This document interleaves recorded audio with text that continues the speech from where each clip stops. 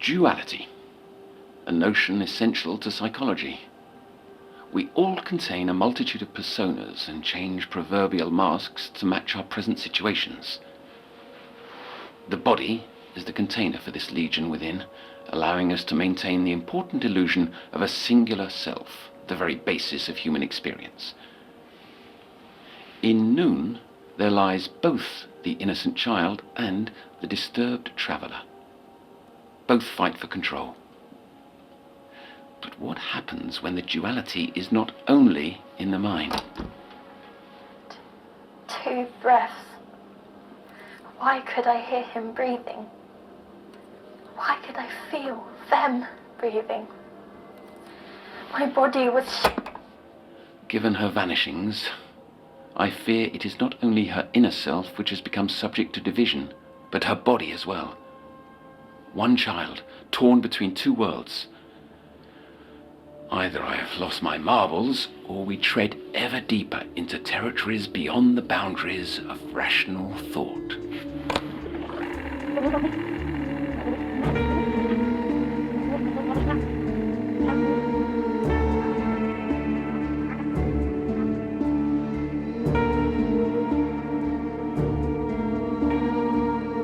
You're listening to The Sounds of Nightmares, an audio fiction series from the world of Little Nightmares.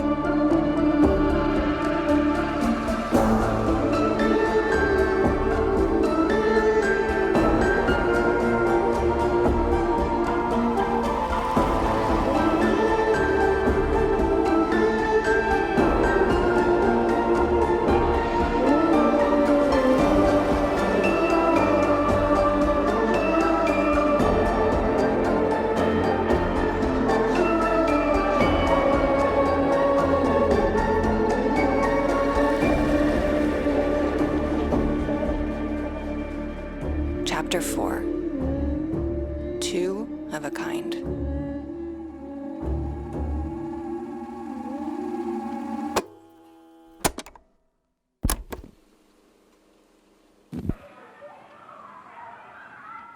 Otto, what is this place?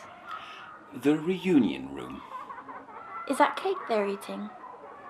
May I have some? Can I go in there? I'm sorry. You may only watch. My colleagues don't allow inpatients to mingle with outpatients. Those who are ready to go home to their families, I mean. Sit tight and I'll get you some cake.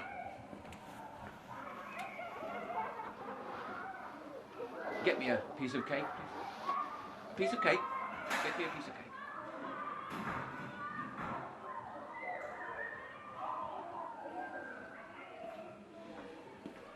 There. A fine chocolatey slice. They're not waving back. It's a 2-way mirror. We can observe them, but they can't observe us. I'd like to ask about last night. Last night? You were in bed with the brain activity monitor on. One moment you were there, and the next, gone. Where did you go? I don't understand. I watched you myself, so I know you didn't get up and leave the room. Wasn't I asleep? I don't recall any of this. You vanished, Noon. Huh? I thought I might have been mistaken at first, but the EEG readings persisted, as if you were still there. Several minutes lapsed, then you reappeared. That makes no sense. And this wasn't an isolated event. What do you mean? I can't just... People don't just disappear. You're supposed to help me. You're supposed to understand. And yet neither of us do. It's a major development, a bona fide anomaly. That's why we must be sure that... Is this some kind of trick? It's all right. Look at me. Focus on my eyes. Breathe. Noon, slowly. Breathe. 2, 3. Hold. 2, 3. Out. 2, 3.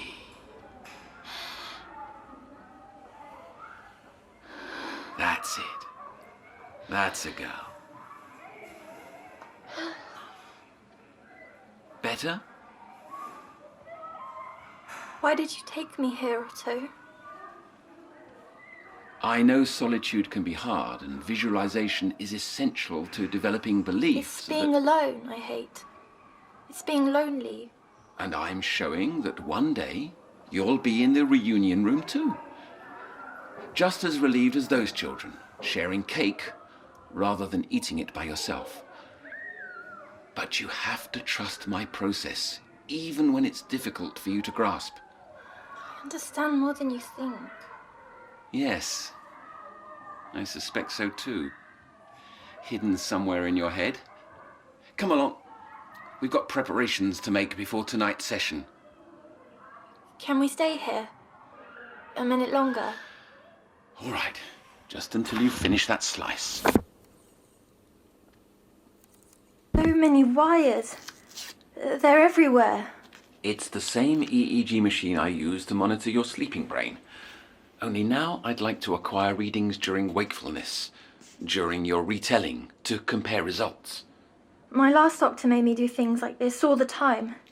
Tubes into my stomach. I don't much like being awake for tests and proddings. These electrodes may feel strange on your scalp, but there's no pain. Nothing to worry about. If anxiety rears its head, take deep breaths. Same as earlier, yes? I'm not sure. Trust, remember?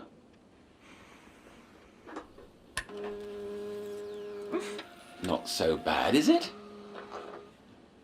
Can we get this over with? Of course. Begin as you like. I spun out of a dark place, and brilliant lights sparkled around. Then far-off laughter and screams, but screams of joy. Gathering my head, I saw other kids sitting on wooden crates nearby. As I approached, they were surprised to see me, but introduced themselves one by one.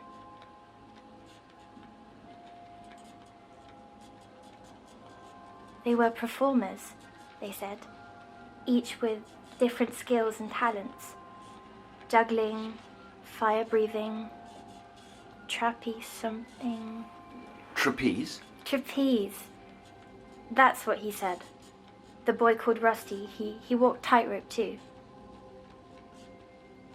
There were caravans all around, wooden ones, big yellow wheels, and all these colourful fabrics. I noticed the lights again, fairy lights, shining down into the puddles from the rain that cleared before I'd arrived. Their reflection, swirling in the murky water, like a ballet. It was beautiful. As I lost focus, the others went on talking, fast and loud as teenagers do. Teenagers? And how long had they been there? Performing in this place? Please, Otto, let me get through it.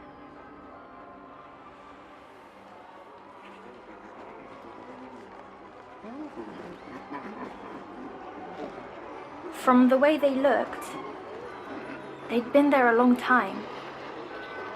But they were confident, or tried to be, and kind. As the clouds parted, Rusty asked if I wanted to go on a ride. He said it was the best one because it let you see clearly. So I said yes, feeling a part of their gang. I'd never had that before. We passed by games and silly booths until we came to the giant wheel. We climbed into the seats in pairs, me and Rusty taking the last cart.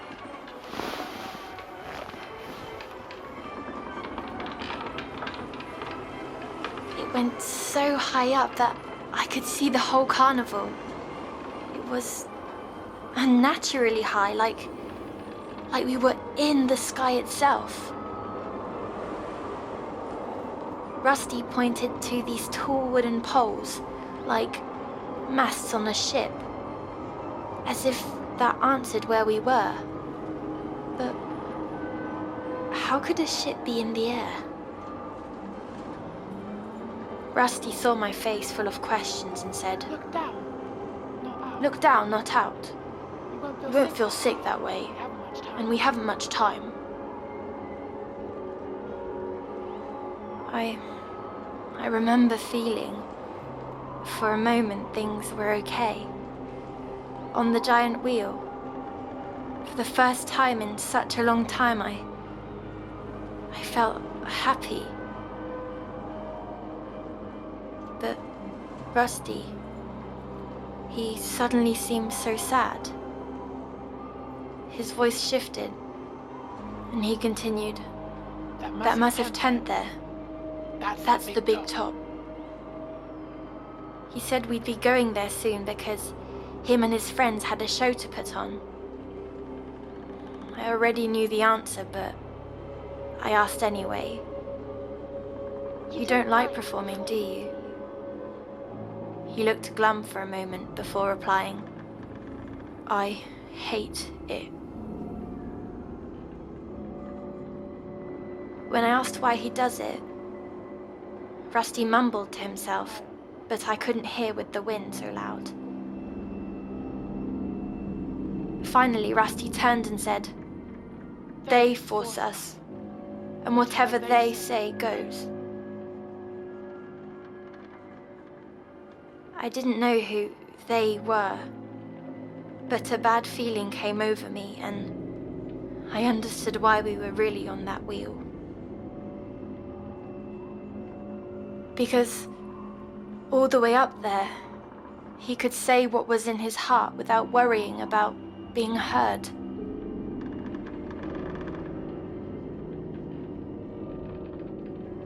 As the wheel came around, he began explaining very fast how him and his friends had been planning. Rusty wanted me to be part of a special show where they would try something they'd never done before. He told me that my job was to be lookout, that if I saw a man in a purple suit, I needed to give him the sign while he walked the tightrope. I asked, "Is this the man who makes you put on shows?"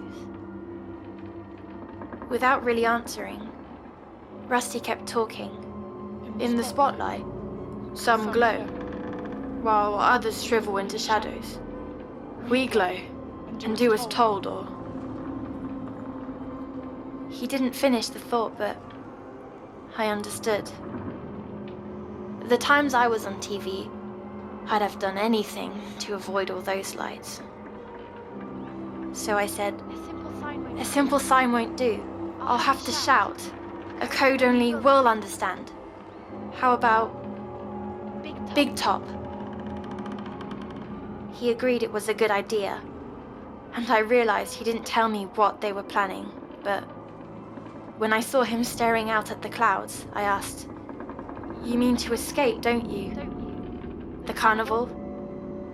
And he quickly said, "This entire rotten world."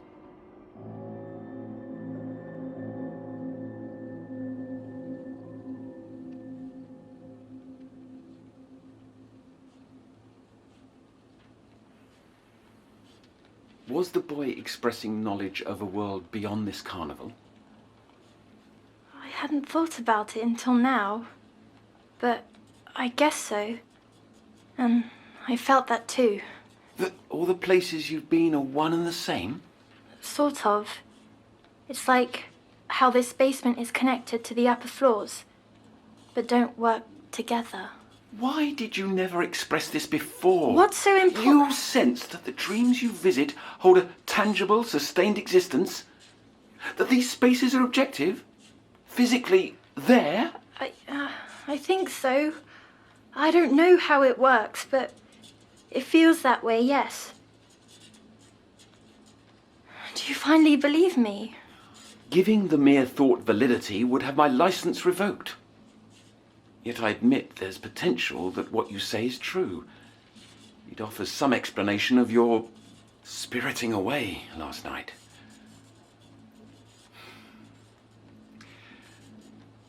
I'd need to see it for myself. See it yourself. You're supposed to help me avoid going there. I need to reach it with you, to find that quiddity of consciousness we spoke of. Why would you want that? How can I trust you if you don't answer my questions sometimes? It isn't fair.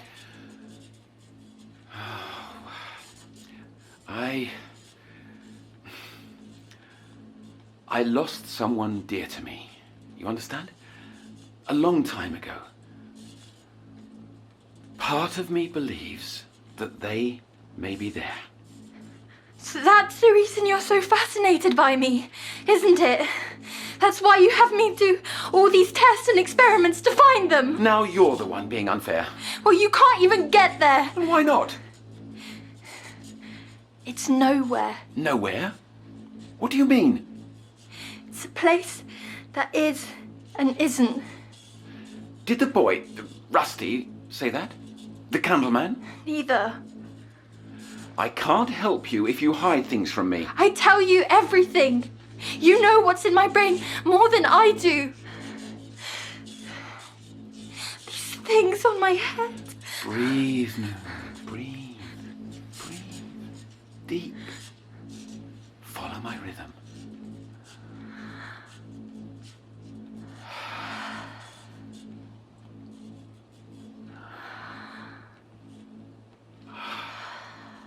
All right, okay. If the theatrics are done, we must press on. I want to stop. The sooner you finish, the sooner we'll be free.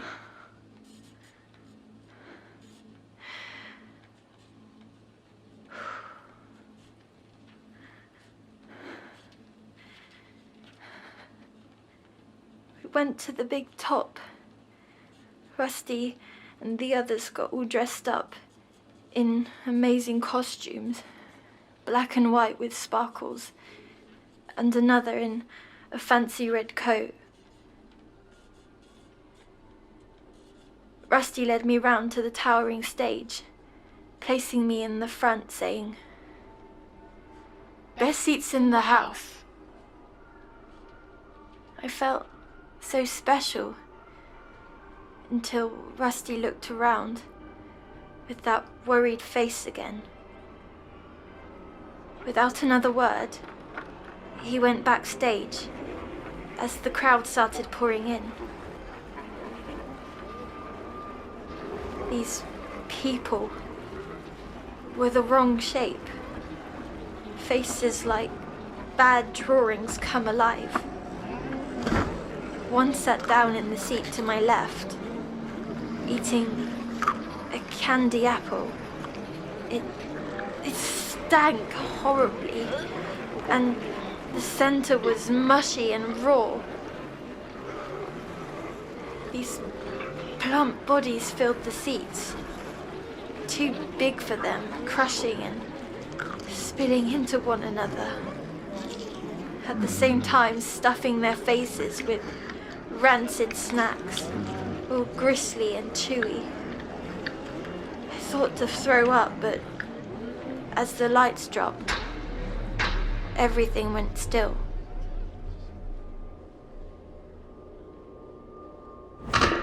Then, a spotlight illuminated the stage, and the kid in the red coat walked to the middle. He put on amazing magic tricks that almost made me forget where I was. For his final trick, he waved around a swirling cloak, smoke spilling out, and topped off with a bang.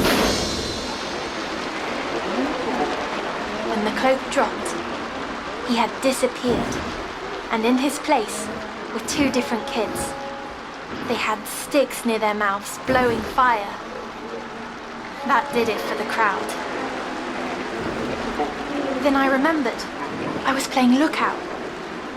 But I saw no man in a purple suit. And I was distracted as the fire breathers finished and junglers came on. They took the flaming sticks from their friends and threw them so high in the air. I found myself cheering with the crowd. And then the lights went down again, marking the final act. The spotlight blared again, shining at the top of the tent. Way up, standing at one end of a rope between two ladders, was Rusty. The others stopped, staring in complete quiet. He started walking, slowly, then with more confidence. The silence went on too long, like we were all under a spell. And that's when I noticed something beside me, in the seat that had been empty a moment ago. The man in the purple suit.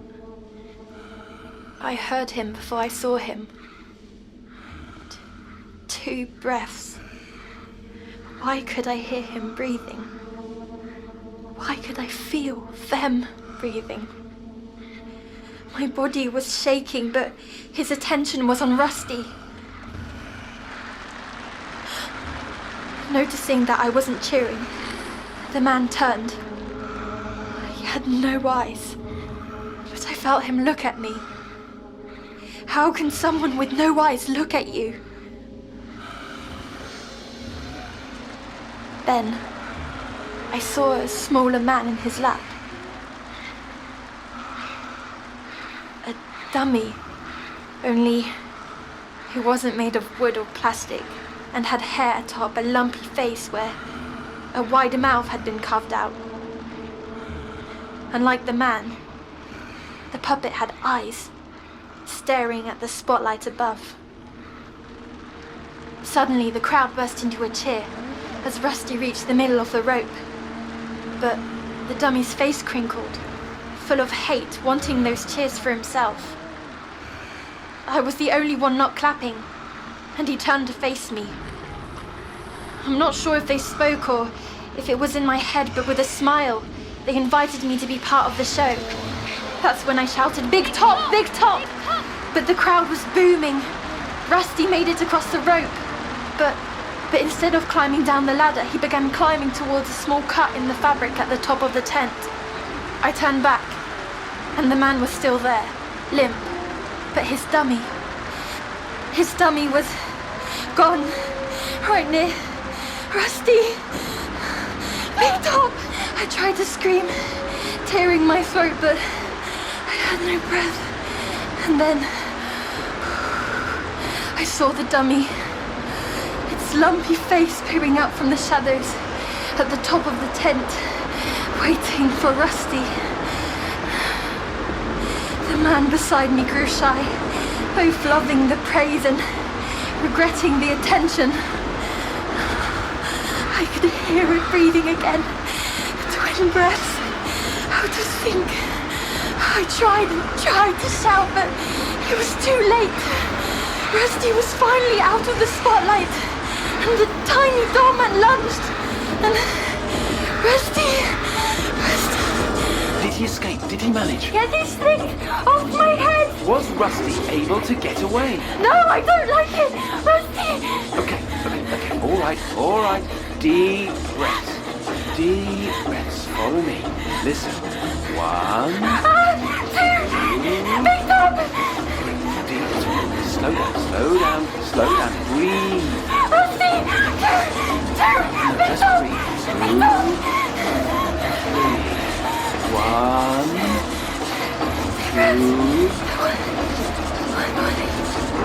1, 2.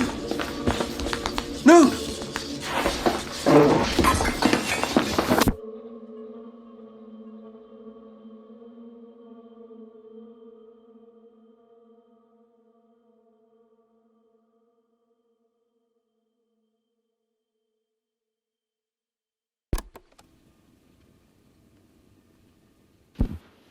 Mercifully, the only irreparable damage this evening was the wound cut in Noon's confidence towards me. What concerns me more is the lack of detail in her retelling.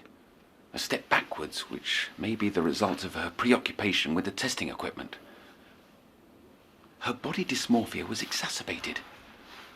That celebrity doctor's to blame, whatever he put her through. And all those poor children. but it's causing her to become furtive. I've exhumed the journals published by my outer circle of colleagues, with whom I'd lost touch. While I previously entertained the possibility of a multitude of realms, a singular space seems more probable and in line with their transcendental musings. While their studies are conjecture, I can no longer deny the empirical signs pointing towards such peripheral existence. Why then are my senses unable to perceive it whatsoever? There's a veil up. Ha, yes, like a two-way mirror. Only I'm the one stuck on the side of blind, deaf and dumb ignorance. And the lurking presence of the ferryman. While he may be a master of dream manipulation, he's no denizen here. Noon said it many sessions ago. He does not belong in our world. And yet he is the connective tissue. I am determined to find his arcane hinterland, to cross into the place she calls nowhere.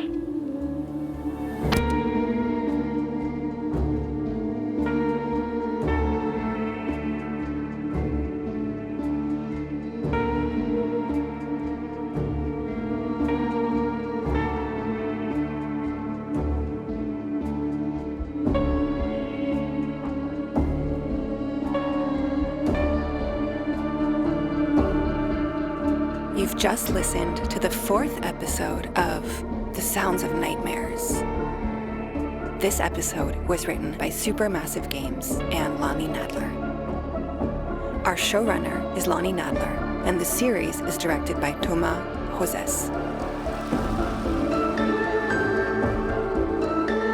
Noon is played by Amy Purshouse, and Otto by Kester Lovelace. Music created by Tobias Livia and Thomas Joses. Production supervised by Alizé Debar and Lucille Rousseau-Garcia. This series is based on Little Nightmares from Bandai Namco Europe.